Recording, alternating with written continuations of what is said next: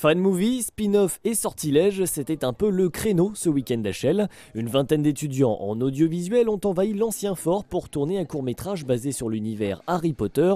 Attention, pas de remake à l'horizon, l'intrigue est tirée d'événements à peine évoqués dans le livre.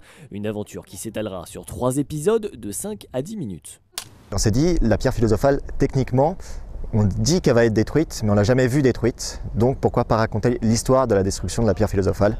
Et donc on est parti là-dessus, sur une complexité pour Warren Flamel, le neveu de Nicolas Flamel, de détruire la pierre et de faire face au mange-mort.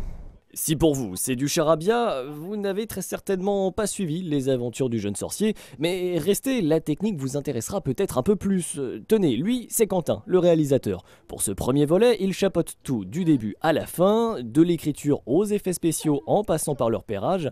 Parce que oui, la montagne de Chelles, il n'a pas décidé de s'installer là par hasard. Un fort, une forêt, tout pour recréer l'atmosphère de Poudlard, avec le côté pratique en plus, l'autoroute. Le lieu est très vite apparu comme une évidence. C'est notre régisseur, donc Victor, qui habite à Chelles et qui nous propose des lieux de tournage à chaque fois quand on veut tourner des courts-métrages en région parisienne.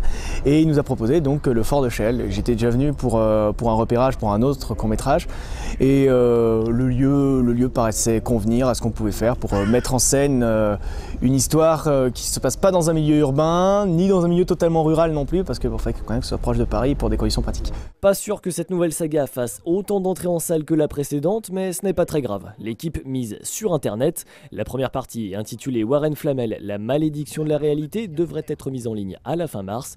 Nicolas, le mot de la fin peut-être ? Coquillarium!